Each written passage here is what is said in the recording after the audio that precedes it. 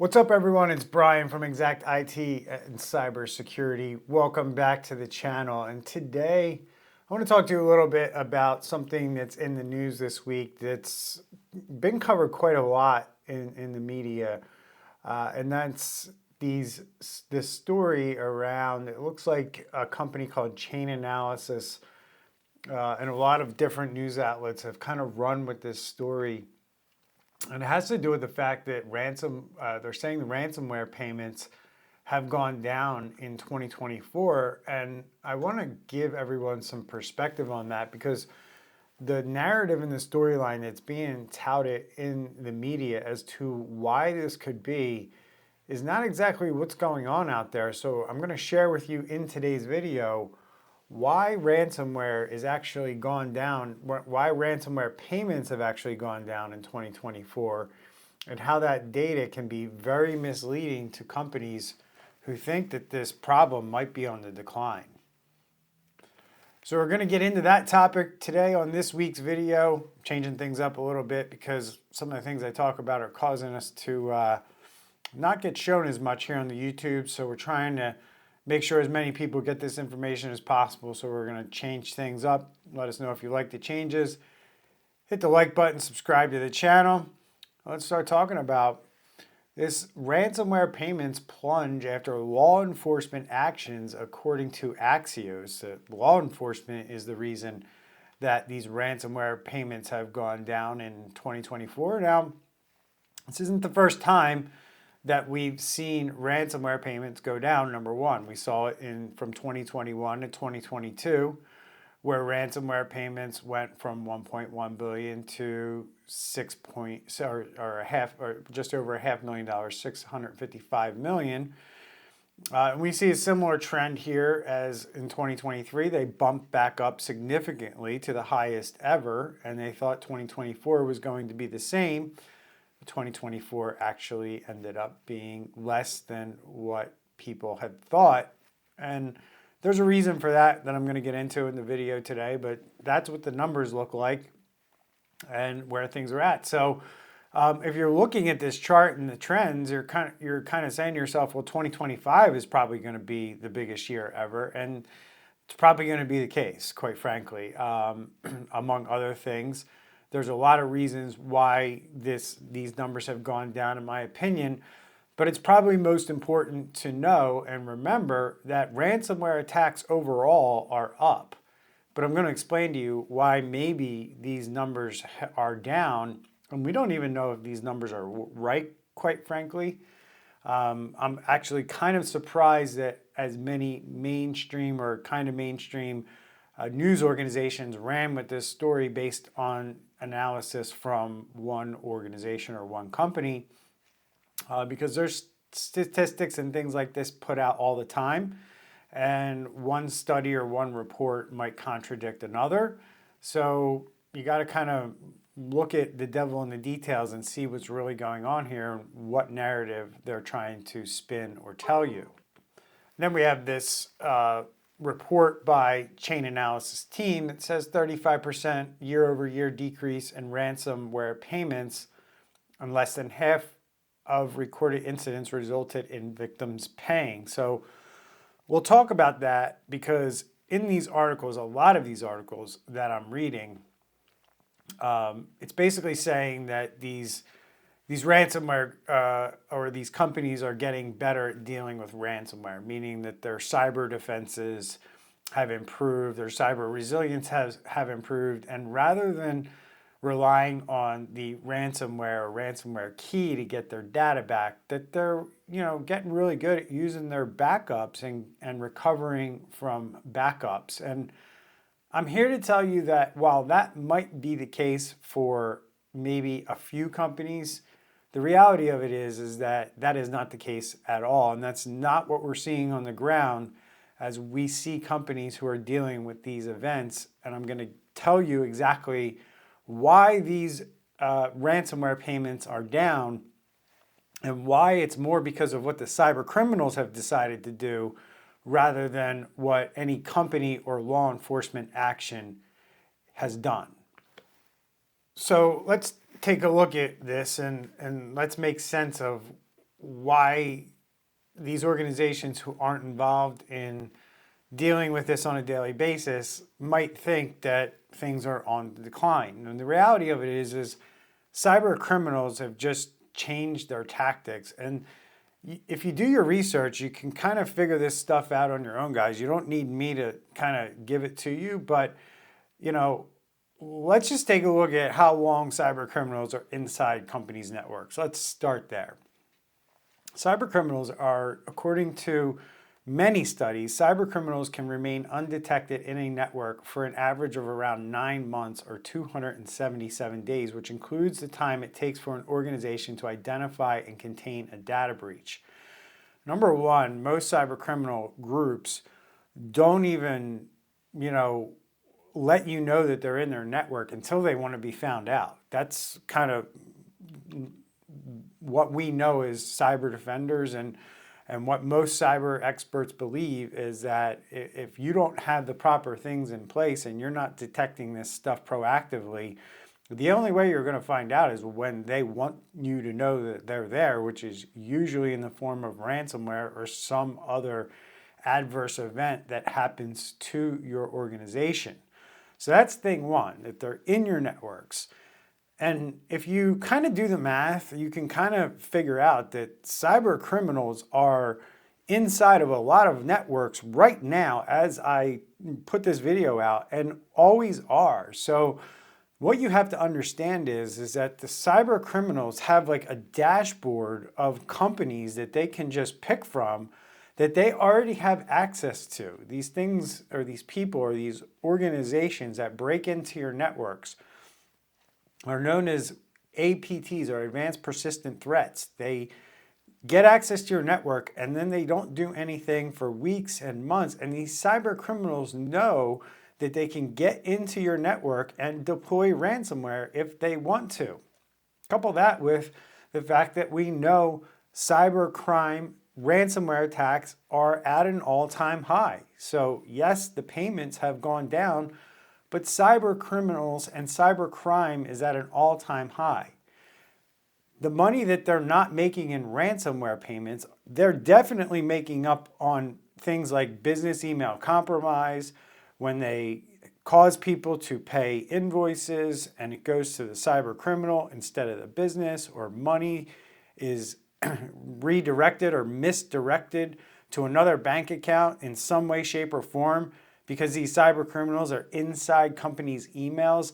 And these things go unreported, and they happen on a daily basis to companies, those types of crimes that I'm talking about. So who needs ransomware when you can just break into somebody's email and tell a vendor or a customer to go send the money here to this bank account, and they go ahead and do it?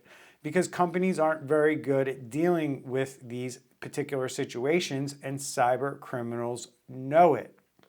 The other issue that businesses are facing when it comes to cyber criminals, and what they don't understand, and what these news organizations don't understand about what's happening on the ground out there, is that because cyber criminals are in so many networks, they can move from one business to the next looking for the next low-hanging fruit or easy target.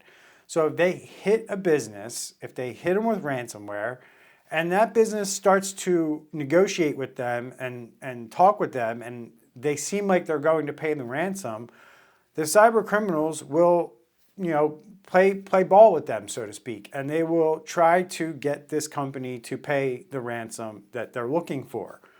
On the other hand, if you're a company who doesn't want to negotiate, doesn't want to pay the ransom, or you're posturing to pretend like you're not going to, and it's really not because you have good backups. I mean, at the end of the day, we know companies struggle to get back up on their feet after these attacks because their backups are not good enough, or they're not tested well enough.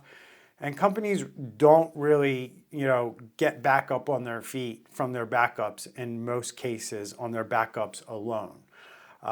Sometimes they lose data. Sometimes they decide to shut down their business or portions of their business as a result. We saw that with Rackspace. If you want to go look up what happened to them when their whole entire exchange environment got ransomware and taken down. They just obliterated that part of the company and moved on.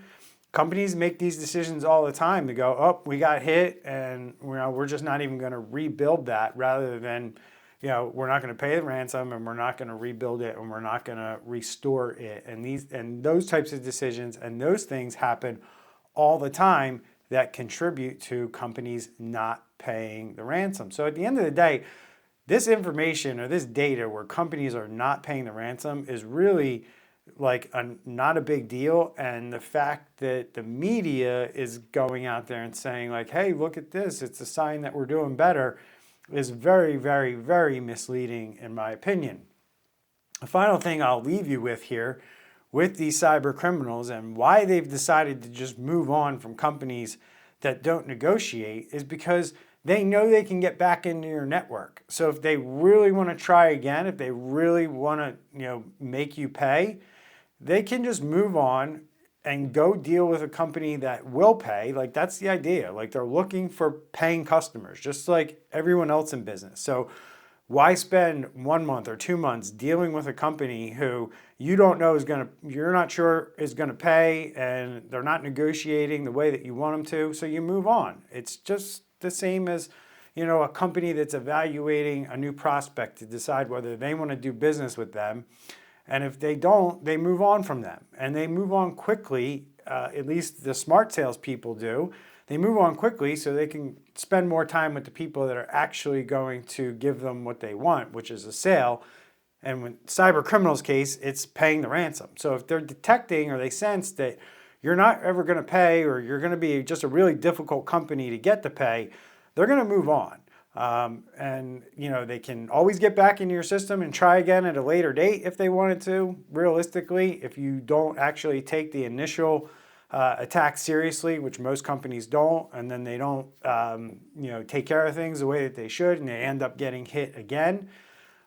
The other side of this is that they dump this stuff on the dark web and they make you pay in other ways. And there's no other classic example of that than what happened this year in 2024 when you look at, say, this story with patients of Lehigh Valley Health Network, and this health network that had to settle a class action lawsuit for way more than a ransomware payment that was demanded from them, to the tune of $65 million to the patients who had their information spilled over onto the dark web.